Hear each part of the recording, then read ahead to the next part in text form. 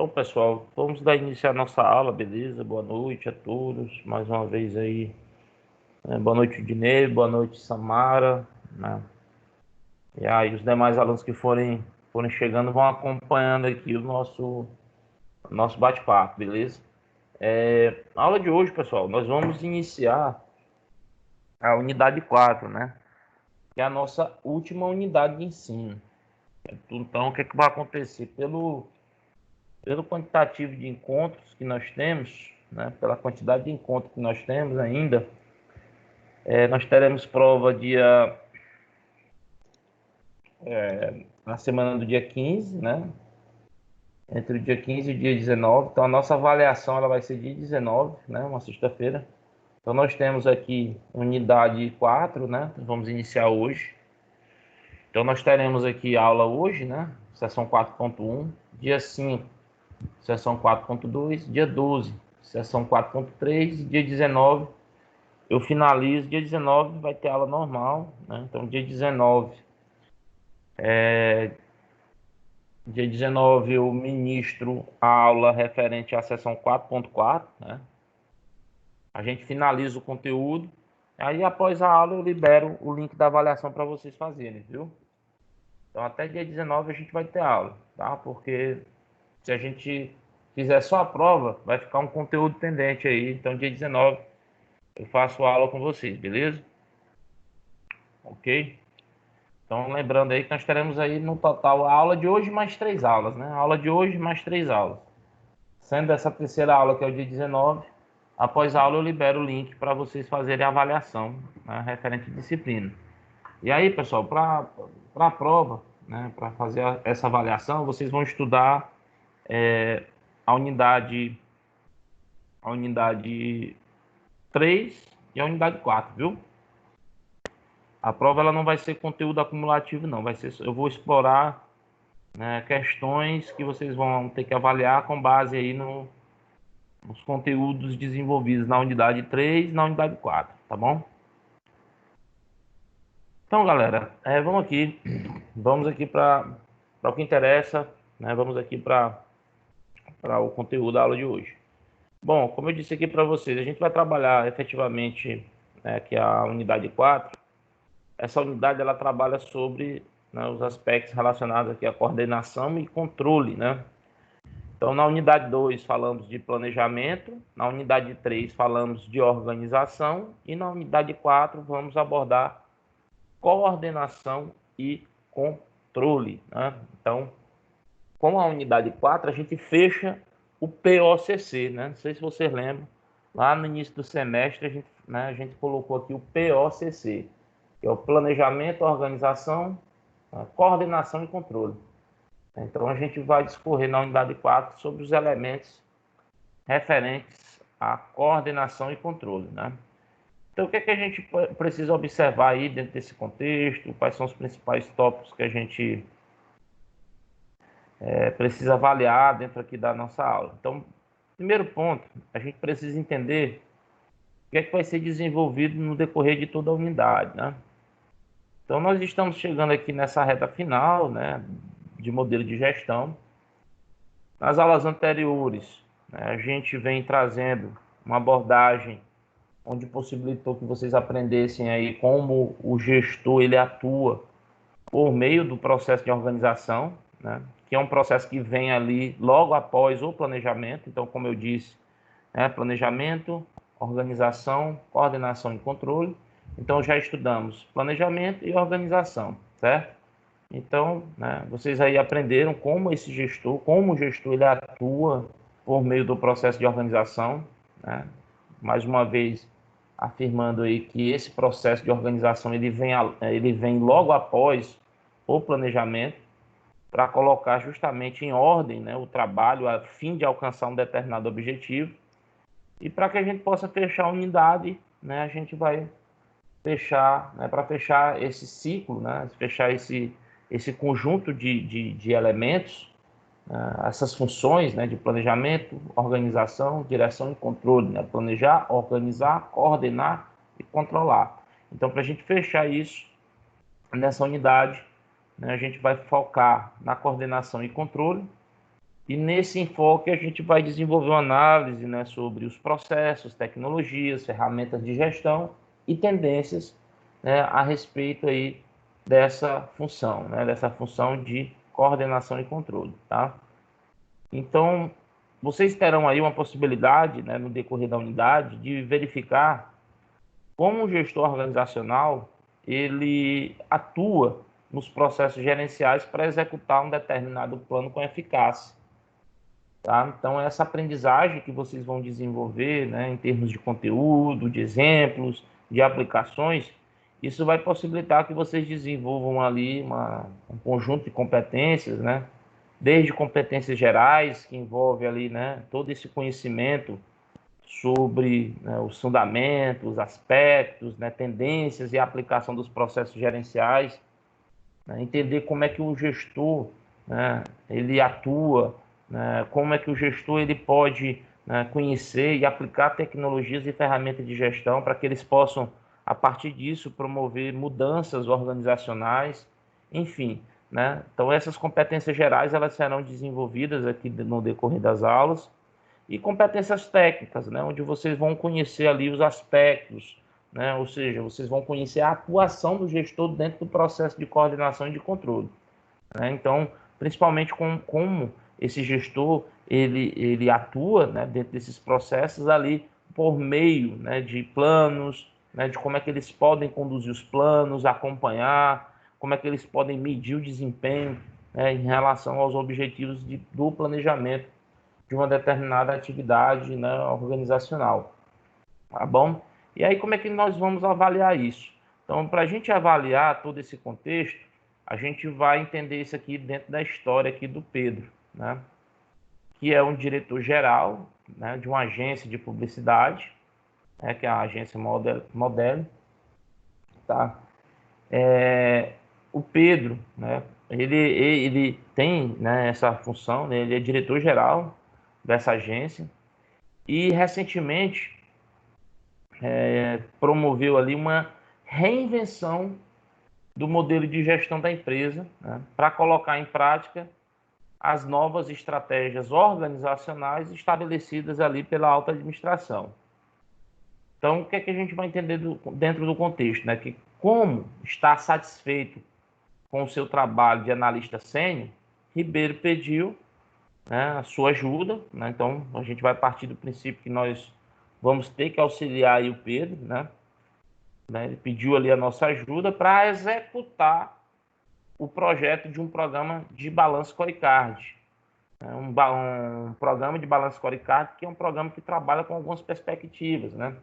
Perspectivas financeiras, perspectiva do cliente, enfim, né? No decorrer das aulas a gente vai se aprofundar, né? Entender um pouco mais sobre o que vem a ser um programa de balanço scorecard, tá? Inclusive, né, um programa de balanço scorecard ele é uma ferramenta estratégica, né? Então realmente a gente vai entender um pouco, né, como é que funciona isso, vamos entender a sua aplicação, tá? Então ele vai pedir ali a nossa ajuda para executar o projeto de um programa de balanço scorecard utilizando princípios de gestão da performance, que já está inclusive planejado e organizado, certo? E o que é que a gente vai observar? Que como todos os processos gerenciais de coordenação ou, né, direção e de controle, eles envolvem, né, mensurar a evolução do desempenho durante e após a execução de um projeto. Então, o Ribeiro identificou ali que é hora de incluir também indicadores de desempenho, né, dentro das atividades, dentro dos processos, além daqueles indicadores já habitualmente utilizados, que são os indicadores financeiros, né? Então, ele vai implementar, ele vai incluir, né, indicadores de desempenho, né, além desses que já são trabalhados, que são esses indicadores financeiros, para que ele possa ali acompanhar atividades que realmente levem a empresa a um nível de excelência organizacional. Então, a gente vai ajudar ele nessa missão, tá? Então, nós vamos trabalhar, né, em entender todos esses processos de gestão que possam, né, levar uma organização ao seu nível de excelência. E a nossa primeira aula, né, o nosso primeiro conteúdo, ele vai ser abordado aqui sobre coordenação. Então, hoje nós vamos falar de tipologia, processo e aspectos da prática sobre coordenação. Então, nós já sabemos que, nesse primeiro momento, a gente vai, né, iniciar o processo de análise sobre, né, a coordenação e controle. Na aula de hoje, a gente vai enfatizar na coordenação, tá? E aí, como é que nós vamos fazer isso? Bom, primeiro tópico. É muito importante que a gente, de certa forma, faça aqui uma breve revisão de como nós estamos trabalhando no decorrer da disciplina. Se a gente lembrar, né, assim, lá no início nós falamos de alguns aspectos teóricos, né? Trouxemos aqui, durante as aulas, trouxemos diversas linhas de pensamento teórico, apresentamos uma evolução do pensamento administrativo, tá? Então a gente observa que cada, né, abordagem teórica ela tende ali uma necessidade, ela tende um aspecto, né, de caráter emergencial, né, de necessidade de cada época. Então, o que a gente pode absorver, o que a gente pode observar e absorver dentro de tudo isso que foi discutido, que, né, o mundo dos negócios, o mundo, né, de gestão, ele constantemente precisa ser readequado, né? Então a gente precisa constantemente estar avaliando, né, todo o processo, a gente precisa estar constantemente avaliando a nossa postura enquanto gestor, a gente precisa estar avaliando a estrutura dos nossos negócios, até porque o mercado está em constante mudança, né? E isso a gente consegue visualizar principalmente dentro dessa evolução do pensamento administrativo. E aí, o que a gente observa, né, com relação especificamente da aula de hoje?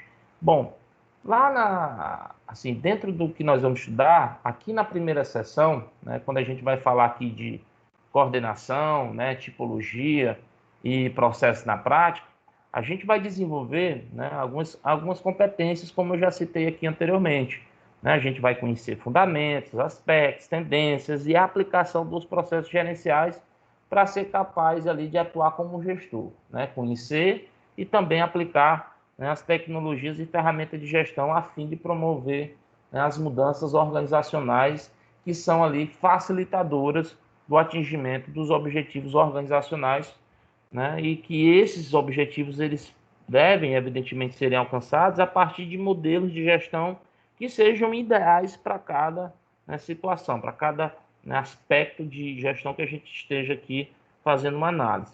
Então, né, como eu falei para vocês, né, a gente vai desenvolver isso dentro da situação aqui da empresa Modelo, né, onde a gente vai considerar, né, o processo gerencial de coordenação, tá? Considerando aí esse processo gerencial de coordenação, a situação problema da aula de hoje, ela vai, né, envolver, ou seja, ela envolve indicar quais são os principais aspectos a que Ribeiro deve estar atento na sua atuação gerencial durante a coordenação aí para a execução do projeto, né, de um programa de balanço scorecard, certo? Então a gente vai, evidentemente, ali utilizar princípios, né, de gestão de performance para essa empresa. E aí o que a gente observa? Que a coordenação, né, a coordenação em si, ou seja, a função, né, de coordenação, ela é responsável por conduzir a aplicação dos recursos definidos para um projeto, programa ou processo de liderar as pessoas envolvidas nas atividades relacionadas para se garantir os objetivos, né, que sejam alcançados conforme esperado. Então, dentro desse contexto, né, o que a gente pode observar? Então, a nossa, né, aprendizagem, né, a aprendizagem que vocês vão obter aqui nessa aula, ela vai ser desenvolvida a partir, né, do conteúdo da sessão, onde a gente vai discutir tipologia, processo e aspectos, né, na prática, né, de coordenação na atuação do gestor, e que você aí vai identificar quais são os principais aspectos que interferem nas decisões dos gestores dentro do processo de coordenação. E aí, para a gente fortalecer esse entendimento, ao final da aula, a gente vai tentar responder aqui essas duas perguntas. Primeira pergunta: qual a importância do modelo de gestão adotado pela empresa, né, na atuação do gestor no processo gerencial de coordenação? E segunda pergunta, qual a relação do estilo de direção com o modelo de gestão adotado pela empresa que o gestor atue ali no processo de coordenação, tá?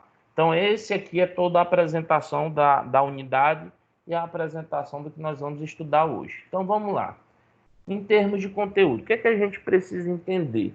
Primeiro ponto. De suma importância entendermos a definição, né, de coordenação, direção.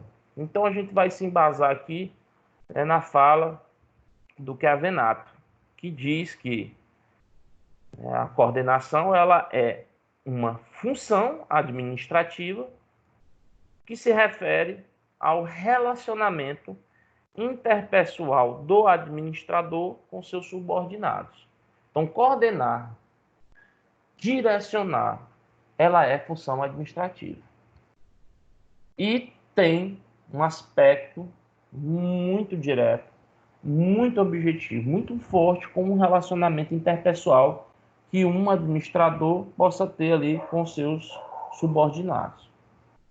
Outro ponto, que segundo Chiavenato, para que o planejamento e a organização possam ser eficazes, ou seja, aquilo que a gente estudou ali nas aulas passadas, planejamento e organização, para que eles possam ser eficazes, eles precisam ser contemplados, ou seja, precisam ser complementados pela orientação e apoio às pessoas, por meio de uma adequada comunicação, liderança e motivação. Então, ele reforça que a coordenação ela é uma função administrativa e ela é também uma função gerencial referente ao relacionamento interpessoal do gestor com os seus subordinados, tá bom? Então, vamos entender isso dentro aqui desse contexto, Aqui nessa figura, a gente vai entender aqui todo um processo, tá? Todo um processo de gestão onde a gente possa entender a direção, o processo de direção dentro dos 3 níveis da organização. Porém, o que é que a gente precisa avaliar? A atuação do gestor organizacional, ela acontece por meio do processo gerencial, Então, como eu disse aqui para você, bem no início da minha fala, eu falei sobre o que tinha sido citado lá no início do semestre, que é o POCC. Então, a gente sabe que a atuação do gestor organizacional acontece ali por meio do processo gerencial. E esse processo gerencial ele envolve quais processos? O POCC: planejar, organizar, coordenar e controlar. E aqui nós teremos uma oportunidade de conhecer um pouco mais sobre o processo de coordenação. Então, o que é que a gente pode observar? Que durante a evolução teórica, totalmente elaborada dentro das aulas, a gente começa a observar aqui os autores, a gente vai observar, inclusive, que os autores eles denominam a coordenação como direção, mas os aspectos intrínsecos a este processo são os mesmos. Mesmo que você encontre um autor que defina planejar, organizar, direção e controle, esse sentido, ou seja, o aspecto intrínseco, independentemente de se chamar coordenação ou direção, o aspecto intrínseco sobre o processo são os mesmos. Aliás, o que é que a gente pode também afirmar? Que durante as pesquisas que a gente possa fazer a respeito desse assunto, a gente vai encontrar outras opções de conjuntos de processos gerenciais, ou seja, muitos com 5 processos, inclusive a própria liderança. A palavra liderança, dentro da literatura, dentro das pesquisas que a gente possa fazer, além de falar planejar, organizar, coordenar e controlar, tem autores que falam não só em coordenação, mas falo também em liderança, Ou seja, até porque para você ter uma capacidade de coordenação, para que você tenha uma capacidade de direção, você tem que ter também uma capacidade de liderança, E aí a gente observa que dentro desse contexto teórico, e com base na citação que a gente acabou de fazer a respeito do Chiavenato, dentro dessa figura é possível a gente observar isso dentro de um processo de escala, né? Ou seja, em níveis, desculpa, não em escala, mas em níveis. Tá? Então aqui, nessa figura aqui, que vocês podem acompanhar junto comigo, a figura 4.1, que foi extraída lá do material didático, ela traz, né, a direção nos 3 níveis da organização. Certo? Então ela traz aqui a direção nos 3 níveis da organização. Então, nós temos aqui 3 níveis: institucional, intermediário e operacional. Dentro de cada nível, eu tenho o aspecto de direção, ou seja, no nível institucional, ou seja, no nível organizacional e institucional, eu tenho a direção exercendo um papel de direção, ou seja, o tipo de direção disponibilizada nesse nível é de direção, enquanto no intermediário, o nível de direção é de gerência. Já no operacional, é um direcionamento a nível de supervisão, como vocês podem observar aí. Então, o que a gente observa? Que, né, dentro dessa figura, observe que para cada nível, para cada direção, eu tenho uma especificidade de conteúdo, tempo e amplitude. Então, por exemplo, aquilo que se é direcionado dentro do nível organizacional e institucional é algo que possui um conteúdo genérico e sintético, que tem normalmente o quê? Um tempo longo prazo, são diretrizes estratégicas de uma organização que normalmente buscam, né, são planejadas em busca de resultados que serão obtidos a longo prazo, que tem mais a ver com os rumos que aquela empresa vai tomar, que tem mais a ver com as perspectivas futuras que a empresa tem com relação ao seu mercado, e o nível de amplitude que é macro, né? Ou seja, é um nível macro orientado, né? Um nível macro que aborda, né, a organização como um todo. E que a partir desse nível é que o intermediário, né, que é o nível organizacional ali do meio, que tem, né, a direção dentro de um aspecto de gerência, né, onde o conteúdo ele é menos genérico, ele é mais detalhado e que vai buscar, né, as medidas que serão tomadas, elas buscarão ali resultados a médio prazo. Né? Você tem o que? Uma abordagem onde vai atuar em cada unidade, né, organizacional em separado, ou seja, eu vou ter ali direcionamento para ações específicas da área de recursos humanos, área de marketing, ou seja, cada setor, cada departamento, com base naquilo que foi definido dentro das diretrizes organizacionais que vieram lá do nível institucional, se formula ali um plano de ação para atender, para abordar cada unidade, para que elas possam desenvolver suas atividades para alcançar ali aqueles objetivos que foram estabelecidos no longo prazo. E o operacional já está dizendo, é fazer, é o curto prazo. Ou seja, é um conteúdo detalhado, analítico, é o que? Micro, né? A amplitude dele é o que? Micro orientada. Né? Aborda cada orientação de forma separada. Então, de acordo com o Chiavenato, né, o autor, ele coloca que, ele comenta que a direção ela está presente, de certa forma, ali em todos os níveis, certo? Então, ou seja, em todos os níveis organizacionais, né, a gente pode observar, né, que a direção ela está presente e que recebe os nomes, né, como vocês podem ver, de direção, gerência e supervisão. Dependendo, inclusive, né, onde o gestor atua, né, se ele atua nos níveis institucionais, se é um gestor que atua no nível intermediário ou um gestor que atua no nível operacional, respectivamente, né, independentemente, né, ou seja, você vai ter ali, né, aspectos, né, de gestão envolvido. Ou seja, né, as diretrizes que são estabelecidas dentro de uma empresa, elas acabam se refletindo em todos os níveis organizacionais.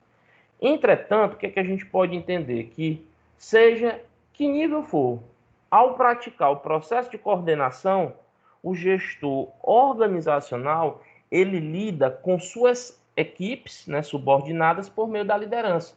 Ou seja, tanto faz eu ser um gestor a nível institucional, intermediário ou operacional, né, dentro desse nível, mas eu sempre vou precisar a minha atuação enquanto gestor, ela está relacionada à liderança, à comunicação e à motivação, certo? Que são temas que já foram, inclusive, citados aqui em aulas anteriores.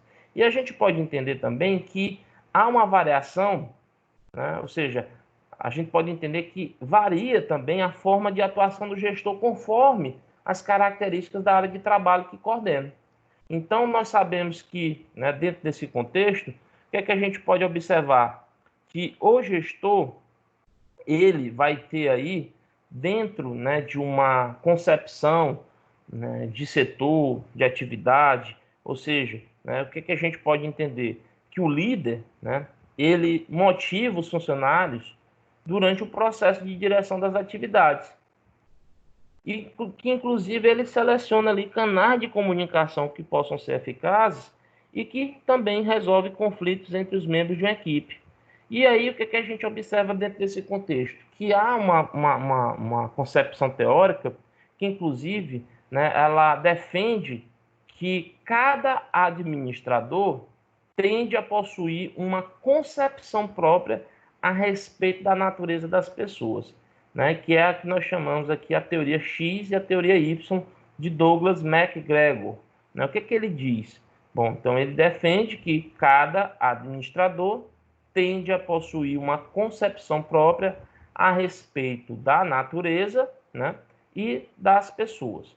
E que isso determina, inclusive, o seu comportamento na relação com as pessoas da empresa.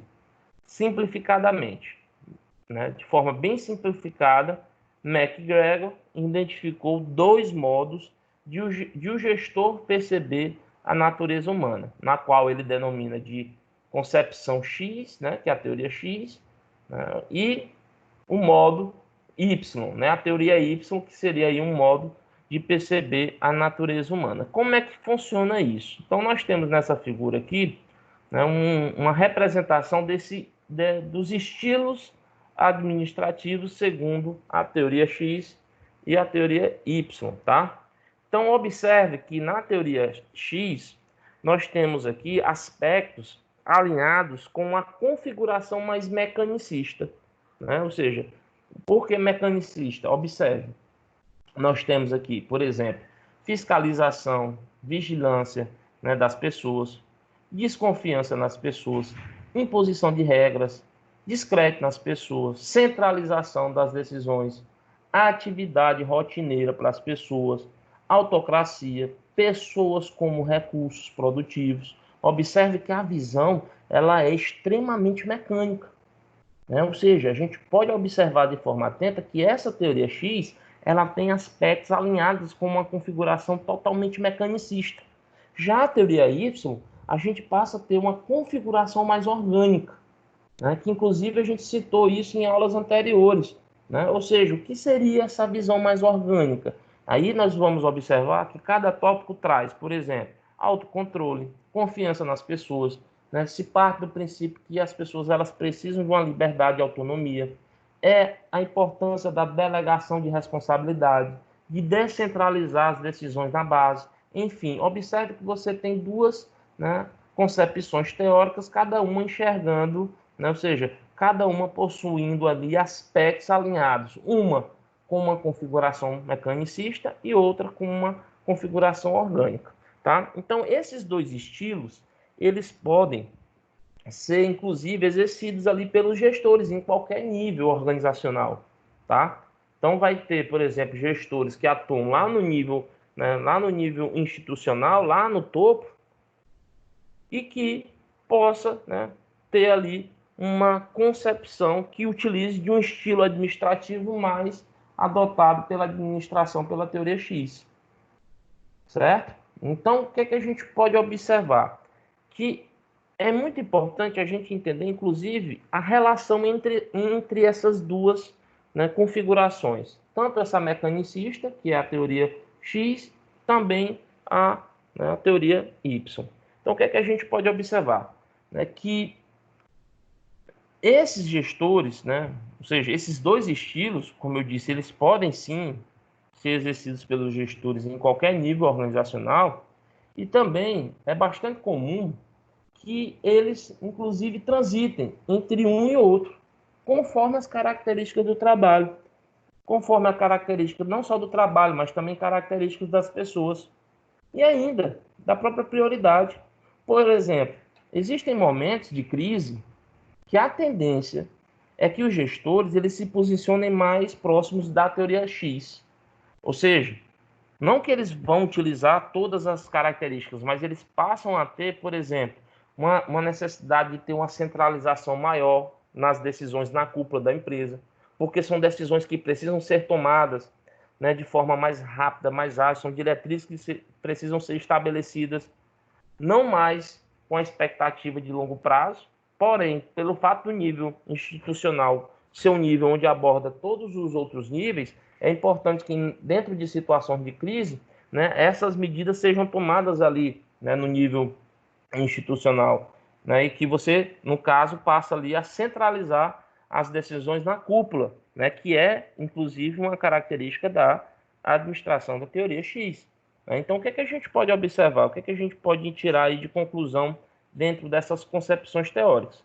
Como, né, eu já havia dito, que os dois estilos, eles podem ser exercidos pelos gestores em qualquer, né, nível organizacional, e é comum que eles, inclusive, transitem, né, entre um e outro, conforme as características do trabalho, das pessoas, né, e ainda também da prioridade, como eu disse, né, em momentos de crise, a tendência é que os gestores se posicionam mais próximos ali da teoria X, para garantir que os objetivos sejam alcançados, quanto às questões de prazos, né, os processos que necessitem ali de sua interferência imediata. Contudo, cada vez mais os gestores modernos, né, ou seja, embora eu tenha situações onde o gestor ele pode se posicionar mais próximo da teoria X, mas o que é que a gente entende? Que cada vez mais os gestores modernos, dentro de um caráter de modernidade, dentro dos aspectos emergentes que nós já discutimos aqui durante as aulas,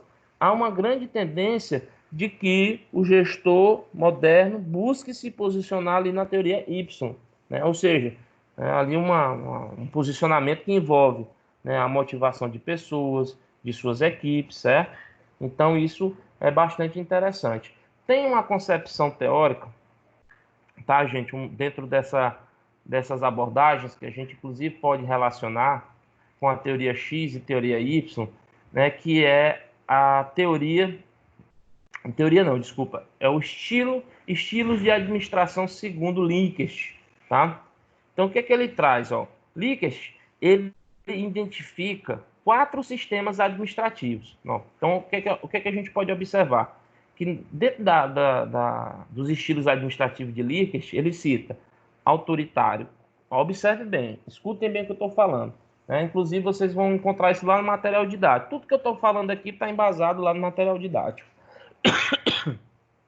Então, mas lá no Likert, ele traz um estilo de administração autoritário coercitivo, autoritário benevolente, consultivo e participativo. Quando a gente fala de um estilo autoritário coercitivo e autoritário benevolente, isso se aproxima muito das características da administração pela teoria X. Quando eu passo, ou seja, se eu fizer um comparativo, o que eu estou fazendo? Um comparativo da concepção teórica aqui de Douglas MacGregor, né, que é a teoria X e Y, e fazendo um comparativo com os estilos, né, administrativos, estilos de administração segundo Likert. Então, o que a gente entende? Que um estilo de administração mais autoritário, coercitivo e autoritário, benevolente, ele se encaixa aqui na teoria X. Consultivo e participativo, ele se encaixa aqui na teoria Y, tá? Então, a gente identifica que esses 4 sistemas administrativos, em relação à atuação do gestor, né, como eu disse, o autoritário coercitivo, por exemplo, ele é um processo, né, onde ele é um estilo onde o gestor ele impõe regras, né, ele impõe regulamentos, é o gestor que exige ali a obediência cega e rígida por parte dos seus subordinados. Já um autoritário benevolente, ele já tem, né, o comportamento do gestor, embora ainda seja autoritário, mas ele é autoritário, ele é menos coercitivo, ou seja, ele possibilita ali alguma participação das pessoas, desde que as decisões sejam aprovadas ali pelos seus superiores, tipo, ó, você pode participar, mas só a participação sua ela tem que ser aprovada por um superior. Já o consultivo, né, ou seja, você tem nesse sistema o gestor já atuando de forma mais aberta, onde permite a participação das pessoas no processo decisório. E o participativo, né, a palavra por si só ela já diz, né, ou seja, é um momento onde o gestor ele assume uma postura mais totalmente democrática, incentivando inclusive a plena participação das pessoas, né, executoras das atividades, né, total descentralização, certo? Então, o que, que a gente observa? Que isso se identifica mais com teoria Y. Então, se eu pegar aqui os estilos de administração do Likert, eu jogo 2 para a teoria X, que é o autoritário e coercitivo, e 2 eu jogo para a teoria Y, que é o consultivo e participativo, tá? E outra concepção teórica que tem um peso bastante relevante em entender o processo de coordenação, né? Então, lembrando mais uma vez que dentro do POCC, que são os processos que nós estamos estudando, hoje nós estamos estudando o terceiro processo, né? Já estudamos planejamento, organização, né? E agora estamos no planejar, organizar, coordenar, certo? E controle, tá? Então, dentro do processo de gestão que envolva essa coordenação, essa liderança, nós temos a teoria comportamental. Na teoria comportamental, que inclusive essa teoria ela tem uma origem dentro da escola behaviorista, né, que é uma escola da psicologia. Na teoria comportamental, entende-se que o gestor ele tem um papel de administrar e promover a integração e articulação entre as variáveis organizacionais e as variáveis humanas, focalizando, né, o ambiente e, mais especificamente, o cliente. E aí, o que a gente pode observar dentro dessa concepção teórica aqui, conforme a imagem? Olha só, né, nós temos aqui, dentro dessas figuras, na figura 4.3 e na figura 4.4, nós temos aqui o papel do administrador, né? Nessa primeira, nós temos a integração entre as variáveis organizacionais e as variáveis humanas, e na figura 4.4, a gente observa que, né, agora como o gestor ele exerce o seu papel, onde ocorre dentro dessas variáveis, né, a gente consegue visualizar os mecanismos de integração que são utilizados ali pelos administradores. Então, o que é que a gente pode observar ali, né, analisando, aí, fazendo análise dessas duas figuras? A gente pode observar que o gestor exerce o seu papel pelo processo gerencial, né? Então, o gestor ele exerce totalmente o seu papel pelo o processo gerencial, que é planejar, organizar, coordenar ou dirigir, né? E controlar. Planejar, organizar, dirigir e controlar. E que faz isso por meio do processo de decisão. Não só do processo de decisão, mas também dos sistemas de comunicação, das relações interpessoais, certo? Faz também isso através do sistema de punição e de recompensa. Então, para poder coordenar, para se ter uma capacidade de coordenação, o gestor necessariamente ele passa pelas variáveis comportamentais para atingir objetivos organizacionais, utilizando suas habilidades, atitudes, valores, inclusive necessidades. Então, o que é que a gente entende? Que nesses processos, conforme vocês podem ver aí dentro da figura, analisando a partir dessas duas figuras, o gestor ele se posiciona nos dois estilos de administração, né? Ele flutua, inclusive, pelos 4 sistemas administrativos de Likert, que é o que eu acabei de abordar para vocês. Ou seja, vai ter momentos, gente, que um gestor ele vai ter que ter uma posição mais autoritária. Inclusive, há situações de extrema, né, situação crítica, né, ou seja, que a própria situação extrema vai exigir uma postura mais extrema por parte do gestor, em que ele, inclusive, possa ser, né, autoritário, né, e até, inclusive, né, coercitivo, dentro de algumas questões que possam envolver, né, os elementos de gestão, né, a necessidade de se gerir naquele exato momento. Porque, por exemplo, o fato de se trabalhar em determinados ambientes de trabalho que existe uma forte tendência de um trabalho mais participativo, então vamos entender isso dentro de uma perspectiva cultural, tá? Acompanhe aqui comigo minha linha de raciocínio. Porque observe, uma empresa como a Google, né? A Google, eu citei para vocês essa empresa como um exemplo de empresa onde você tem uma cultura totalmente diferenciada, voltada para um trabalho flexível. Esse estilo de administração a ser dotado nessa empresa e a postura do gestor, ela vai permear ali pela teoria Y e pelo estilo de administração, né, mais consultivo e participativo.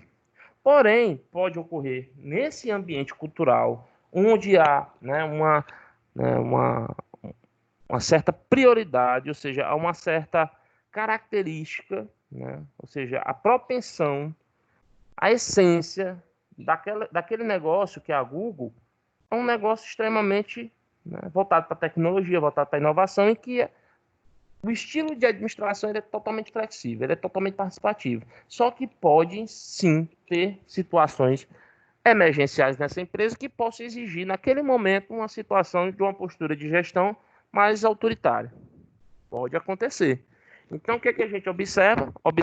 De acordo aí com as figuras, que a gente, né, observa que o gestor ele acaba, de certa forma, né, ele acaba passando pelas variáveis comportamentais para atingir ali os objetivos organizacionais. Então, o que é que acontece? Nesses processos, esse gestor ele se posiciona ali nos dois estilos de administração, né, que é o X e o Y, e flutua, acaba flutuando ali pelos 4 sistemas administrativos de Likert, tá? Então, essa abordagem, ela representa como acontece o processo de coordenação, né? Eu, por exemplo, aí eu vou relatar um pouco da minha vivência, né? Das experiências que eu já tive, né, enquanto gestor, né? Das vezes que eu tive que ser gestor de um setor, de uma equipe, eu já tive situações onde o fato de se ter, né, por exemplo, uma das primeiras experiências que eu tive, né, em liderar pessoas, em ser responsável por um setor, isso ocorreu um dia desse. Faz muito tempo não. Foi no ano de 2007, então tá aí já, né? 2007, né? Foi um dia desse, né? Acho que tinha gente aqui que ainda, não sei, dos meninos aí, os mais novos da sala, certamente ainda tava brincando de carrinho, né? Tinha menino empinando pipa só de cueca no meio da rua. Né? Então, 2007, eu fiquei como responsável de um setor de uma indústria, né? De um complexo industrial lá em Teresina. Poucos poucos dias, né? Nos primeiros meses, assim, no primeiro mês, com poucos dias do primeiro mês, eu fui mudar de setor. Aí fui treinado e tal. Com 3 meses eu já estava ocupando um cargo de liderança, né? Um cargo de chefia, né? Esse termo nem era utilizado, era um cargo de chefia. E o termo cargo de chefia era justamente um reflexo do que aquele trabalho era, né? Era um trabalho onde exigia uma certa, né, um certo cumprimento, né, do prazo da atividade, ou seja, os meus processos de trabalho eles eram bastante intensos, porque eu fui para chefe de expedição. Né? Eu era da auxiliar e fui para chefe de expedição, para ser responsável por um setor onde nós tínhamos ali em torno de, acredito na época, eram uns 8 veículos, né? Então, esses 8 veículos eram onde a gente, através deles, que a gente fazia as entregas, né? Dava toda a saída daquilo que era produzido na indústria. E eu, dentro da minha essência, lógico, né? E aí vem muito aquela característica da pessoa. Eu sempre fui uma pessoa extremamente participativa, consultivo e também, né, um estilo consultivo e muito participativo. Muito. De ouvir a pessoa, de não tomar decisão assim.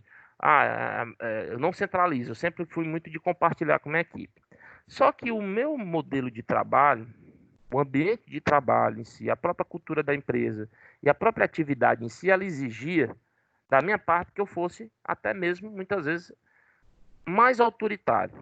Né? Ou seja, que eu tivesse uma postura mais dura, né? Ou seja, o ambiente exigia isso. E eu tive um grande problema para me adaptar. Por quê? dentro da minha característica enquanto pessoa, né, muitas vezes ter que passar parte dos meus dias, né, parte das horas do meu trabalho, e que onde o próprio ambiente de trabalho, todos os outros gestores e responsáveis por setor, eles acabavam, né, tendo essa característica mais autoritária, e eu era totalmente o oposto disso. Eu tive um certo sofrimento de me adaptar, de ganhar inclusive a confiança da equipe. Por quê? Porque as pessoas que eu passei a liderar, elas já tinham, de certa forma, um entendimento, né? Eles já tinham ali uma certa vivência de ter gestor ali que era aquele cara que chegava, vamos fazer assim, assim, assado, né? Pá, começa o processo. Tá aqui os pedidos separados, vamos lá, agiliza o processo de faturamento, separa os pedidos, vamos carregar, acompanha, confere. Era um processo bem mecânico de trabalho, né? Tinha a parte mais estratégica de planejar o processo de rota, só que, né, eu fazia isso, mas na hora de lidar com o processo e com a atividade, né, muitas vezes eu ficava me questionando. Gente, por que que isso não pode ser feito diferente? O que é que você acha? E eu comecei a instigar as pessoas. E elas começaram, a minha equipe, boa parte da minha equipe começou a entender aquilo de uma outra forma, achando que eu estava querendo passar a responsabilidade, que tecnicamente seria minha, para elas. E eles não entenderam que, na verdade, eu estava querendo construir ali, naquele ambiente, um trabalho mais participativo, onde eles pudessem avaliar junto comigo, inclusive trazer soluções para possíveis problemas que a gente tinha ali no nosso processo, que por mais que ele fosse mecanizado, mas que a gente poderia reavaliar de forma conjunta e tentar adequar e fazer da melhor forma possível. E foi algo que eu consegui fazer, com base em muito sofrimento, de resistência, de rejeição pela equipe no primeiro momento, mas que com o passar dos meses a gente foi adquirindo confiança, né? Então foi uma experiência muito significativa para mim, né? Na época eu não tinha esse entendimento que eu estou aqui narrando para vocês, mas passei a ter esse entendimento logo depois, né? Assim que eu saí dessa empresa, me aprofundando nos estudos de administração, e quando a gente começa a estudar teoricamente, né, de forma teórica, a gente começa a pegar isso e levar para as nossas vivências, né, para as práticas que a gente acaba obtendo aí na vida profissional, a gente começa a linkar, né, fazer um link ali daquilo que eu estou estudando com aquilo que eu vivi na prática, né? Então, sempre quando eu trabalho essa abordagem teórica, eu sempre me remeto aí, né, eu volto no tempo e faço aqui essa breve explanação dessa minha vivência empresarial.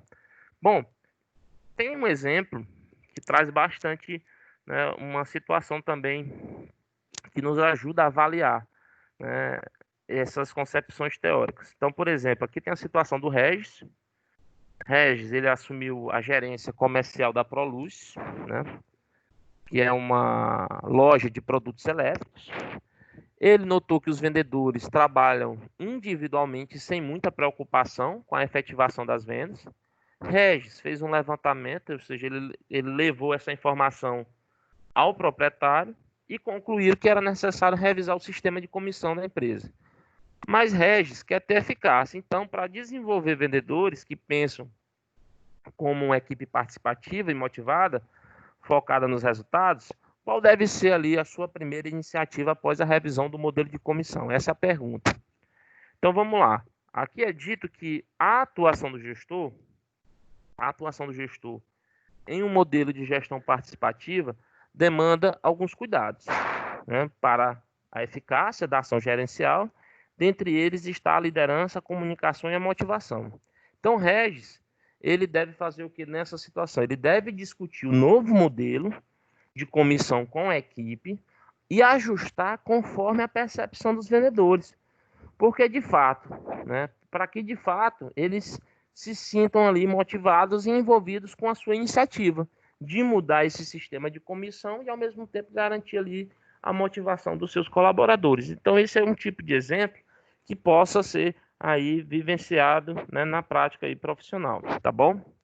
Bom, outro tópico que a gente precisa avaliar, né, dentro dessa concepção, que o gestor moderno, né, como eu já até havia dito anteriormente, o gestor moderno ele atua por meio da administração participativa, ou seja, ele delega responsabilidades e autoridade para tomar, né, para a tomada de decisão, né, para a tomada de decisão junto às suas equipes. Ou seja, equipes as quais elas podem ser tanto multifuncionais ou equipes permanentes, que inclusive a gente citou isso lá na unidade anterior. Não sei se vocês lembram, né? Quando a gente fala de equipes que possam ser equipes multifuncionais ou equipes permanentes. Então, o que é que a gente observa? Que a equipe, ela se diferencia de grupo. Por quê? Por exemplo, ela gera sinergia positiva por meio do esforço coordenado. Então, a gente observa que todo o processo de esforço e do trabalho em equipe, ou seja, as equipes, elas são efetivas quando elas passam a tomar decisões melhores que os indivíduos e o seu desempenho ultrapassem muito o do seu melhor participante. Isso significa o quê? Que a produtividade, né, a inovação, a criatividade e a rapidez das equipes, elas são maiores e melhores, principalmente para trabalhos complexos. E aí o que é que a gente observa dentro desse contexto? Que, né, a prática do gestor, né, dentro da coordenação de trabalho, do trabalho das equipes, é uma prática que deve ser fundamental para que se garanta maiores índices, né, de desempenho, produtividade e qualidade. E aí, né, o que é que o gestor organizacional, ou seja, o gestor organizacional, no processo de envolvimento, né, ou seja, para que ele possa envolver as pessoas, né, para o trabalho em equipe. Então, aqui o Kevenato ele coloca para a gente que esse gestor ele pode envolver as pessoas pelo trabalho em equipe de diversas formas. E aí ele cita aqui, nós temos citado aqui 4 formas, certo? Que é a participação representativa, a força-tarefa, círculos de qualidade e programas de aquisições de ações da companhia. Então, o que é que acontece? Tem empresas, né, que utilizam dessa participação representativa, que é quando os funcionários eles participam das decisões formais da empresa. Ou seja, eles participam diretamente das decisões formais da empresa. Geralmente, isso pode estar representado por um conselho, né, ou comissão, formado por um grupo pequeno de funcionários eleitos, com o objetivo de distribuir o poder e equalizar os interesses dos participantes, inclusive até dos acionistas. Isso é o que nós chamamos de participação representativa. Força-tarefa já é o quê? Uma formação temporária, né? Ou seja, uma formação temporária de agrupamento operacional para uma determinada demanda específica, é efêmera, né, e integrada e é também dissolvida após a finalização daquela demanda. Que pode ser, por exemplo, um determinado projeto específico, uma missão ou uma determinada operação que precisa ser feita na empresa naquele exato momento. Então, se mobiliza uma força-tarefa, uma equipe que vai ser responsável, né, por aquela demanda específica. Geralmente, essa força-tarefa ela é constituída para atividades de emergência, né? Ou seja, uma situação de emergência onde eu tenho, né, um determinado empreendimento especial, né, ou também de um empreendimento ali conjunto para mudança ou inovação. Já o círculo de qualidade, né, quando a gente vai falar de círculo de qualidade, a gente tem nesse círculo de qualidade aqui uma concepção que é inclusive originária lá do Japão, certo? Que veio lá dessa concepção de gestão para qualidade, né, que é as TQC, Total Quality Control, né, controle total da qualidade, onde você tem ali, né, uma reunião onde a equipe se reúne de forma periódica para discutir formas, né, ou seja, as melhores formas de melhoria da qualidade do produto e serviço, né, e fazendo com que, evidentemente, você tenha ali um envolvimento maior entre as pessoas dentro daquele ciclo de trabalho. E programas também de aquisições e ações da companhia, né, quando as empresas, né, as organizações, e essas principalmente que estão alinhadas ali ao conceito de capital intelectual, essa configuração de equipe ela envolve planos que possibilitam ali os funcionários envolvidos adquirir ou ganhar ações da empresa, fazendo com que inclusive se percebam ali enquanto proprietários, né? Ou seja, esse senso de propriedade, eles passam a se enxergar como proprietário da empresa, certo? Então a gente observa que dentro desse processo estrutural, um ponto que é extremamente importante para se garantir uma efetividade dessa participação, ou seja, para que se possa ter um melhor mecanismo de coordenação é a comunicação, né? A estrutura de comunicação, ela de uma equipe, né? Ou seja, essa estrutura de comunicação da equipe, segundo que a Venato, influencia o desempenho e a satisfação das pessoas envolvidas, certo? Então, em equipe, a comunicação ela pode ser centralizada ou descentralizada. Isso vai ser de acordo com as características ali de sua formação e a urgência da solução. E aí a gente entende que, por exemplo, quando a gente vai falar de centralização, de certa forma, agiliza, né? A centralização, de certa forma, ela pode agilizar a solução de problemas mais simples, né? Enquanto uma rede mais descentralizada, ela é mais lenta, pois é necessário analisar as informações de várias pessoas, mas soluciona problemas complexos com mais eficácia e agilidade.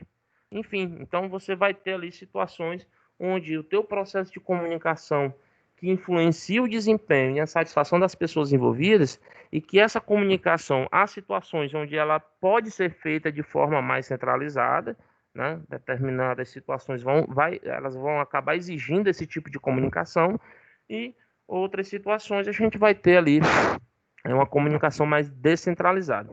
Então, o que é que a gente pode, né, confirmar? Que toda essa discussão, nessa discussão, as reuniões são um importante recurso, tá, gente? Reuniões, né, aquele brainstorming, né, aquela tempestade cerebral de ideias, onde é feita toda uma ata, né, onde é pontuado todas as ideias que estão sendo abordadas em torno de um problema, né, a questão de, né, essas reuniões, principalmente reuniões onde possam ser, inclusive, assim, reuniões produtivas, né, reuniões que possam realmente garantir ali um recurso de comunicação, onde se possibilite ali discutir um assunto, encontrar soluções pela união de várias pessoas. É uma forma, inclusive, de intercâmbio de ideias, conforme coloca aqui o Kevenato, muito utilizada pelos gestores modernos para coletar informações, fazer consultas, tomar decisões, solucionar problemas e promover inovação, em que o gestor deve ainda exercitar também sua capacidade de negociação. Então, né, com base nisso, a gente entende que para podermos fazer um processo de coordenação, primeiro ponto, a gente precisa entender os tipos, os processos e esses aspectos na prática. E dentro dos aspectos da prática, liderança e comunicação são elementos cruciais para um desenvolvimento de um bom trabalho em equipe. Ou seja, bom trabalho em equipe significa conduzir um conjunto de pessoas em busca de um objetivo comum, beleza? E aí, ficamos agora para perguntas e respostas. Tiagão, meu filho, você apareceu por aqui, meu nobre? Como vai, meu nobre? E aí, meu velho amigo Tiago, Udinei, Laís. E aí, Tiagão, como é que tá aí, meu filho? Beleza? Beleza, cara. Tá bem? Tudo em paz por aí, meu brother? Certinho aqui por aí com você. Rapaz, estamos aqui tentando sobreviver, brother. Exatamente. Sobreviver ao coronavírus. Exatamente. É... Mas tá tudo em paz, né, meu filho? A sua família, todo mundo com saúde. Tudo certo, pai. Ainda bem, meu brother. Ainda bem. E tamo junto, viu? Qualquer coisa aí, sinaliza, né? Porque, gente, é uma situação dessa aí, eu tava comentando um pouco mais cedo aí com o Dinei, né? Que a gente precisa ser bastante racional. A gente tem que realmente começar a obedecer de forma criteriosa a essas recomendações, né, médicas, dos decretos governamentais, enfim, a gente tem que começar a obedecer porque os casos estão ficando sérios aqui para a gente, né, no nosso município. Mas vamos lá, né, vamos usar ali todos os utensílios de segurança, usar as máscaras, álcool em gel, enfim, fazer a nossa parte para a gente sair vivo dessa. Porque aí logo, logo a gente retorna aí, faz aquele abraço coletivo, né, logo, logo. Em breve teremos aí dias melhores. Bom, gente, é isso, tá? Então a aula, basicamente, ela traz esses tópicos. Espero ter sido bastante claro, né? Não sei se fui bem compreendido aí por vocês, né? Estão tudo caladinho, né? Eu vi até um meme hoje mais cedo, eu até compartilhei aqui no meu status, que eu lembrei de vocês.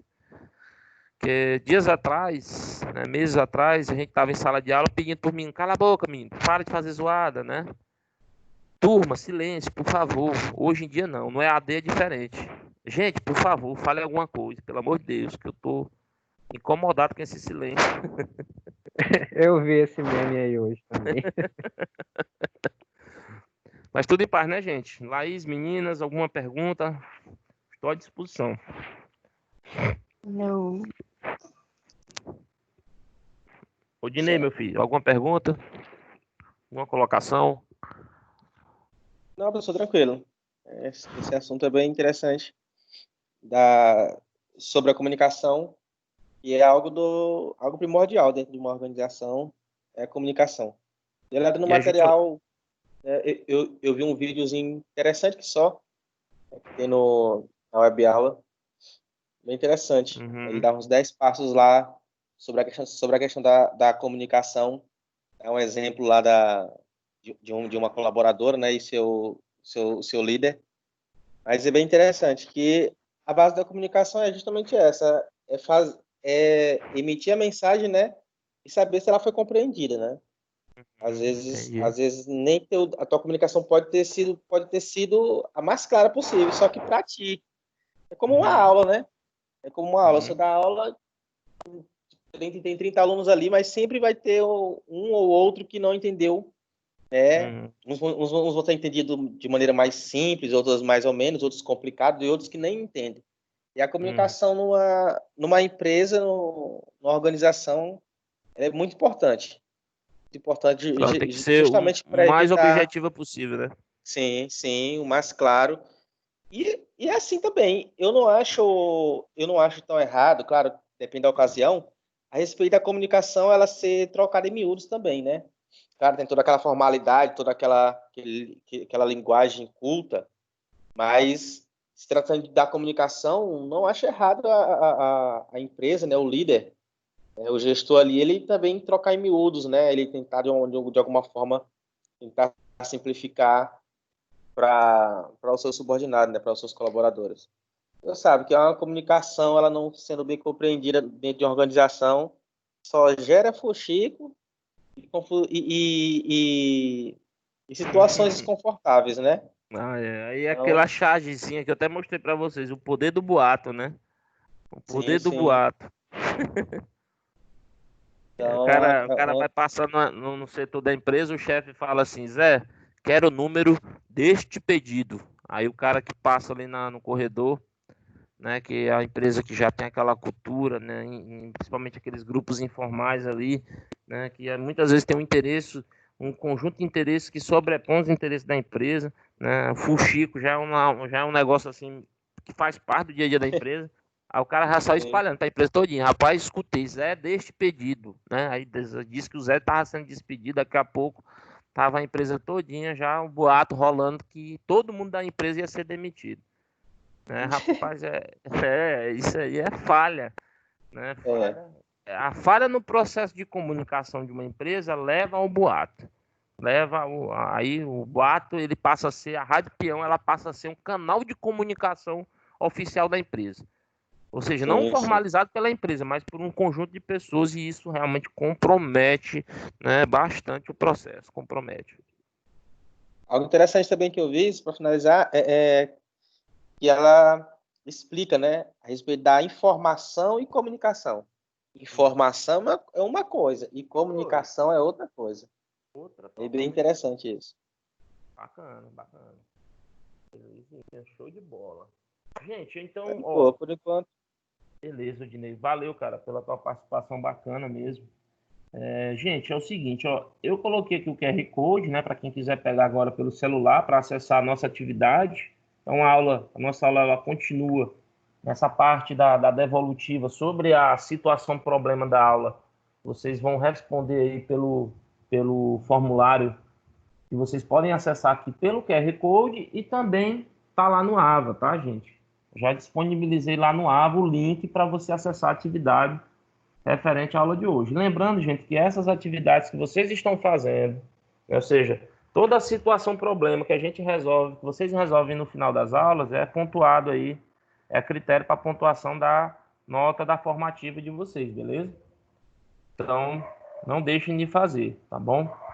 Que aí vocês vão, né, trabalhar basicamente, né, toda a compreensão que vocês tiveram aqui sobre a aula, a gente tenta mensurar a partir daquilo que vocês estão respondendo dentro dessas atividades, tá bom? Então vocês podem fazer agora, tá bom? Quem quiser pegar agora, o QR Code está aqui, e quem estiver assistindo a aula pelo celular, pode se retirar aqui do Teams, já vai lá no Ava, já acessa e já pode fazer, tá, gente? Então é isso, tá, gente? Eu agradeço aí a participação, né, dos alunos. Tá? Eu acho que a Laís aqui, ela é da tua turma, é, Odinei? É. Laís, Samara. Sim, sou da turma dele. Ah, não, a Samara acho que é da turma do Thiago. Né, Thiago? É, do Thiago. Ah, beleza. Então, só para quantificar aqui, são dois de uma turma, dois alunos da outra turma. Beleza. Então, gente, mandem ver na atividade, tá? Lembrando aí que nós teremos aula, tá? Até o dia 19 de junho. Dia 19, finaliza a aula, e aí eu já disponibilizo para vocês o link da prova. Tá bom? O ano tá acabando. Já tá acabando. Professor. Tudo certo. Tá acabando. Já acabou. O semestre passou voando, velho. Passou voando, gente. Loucura. Mas estamos aí, firmes e fortes, tá? Talvez firmes, não tão fortes como o Ednei falou mais cedo, mas vamos lá, vamos sobreviver. Então, valeu, Jesus, gente. vai dar certo. Falou, Valeu. boa noite. Boa noite a todos. Obrigado, boa noite. Boa noite. Boa noite, você também. Valeu. Tchau.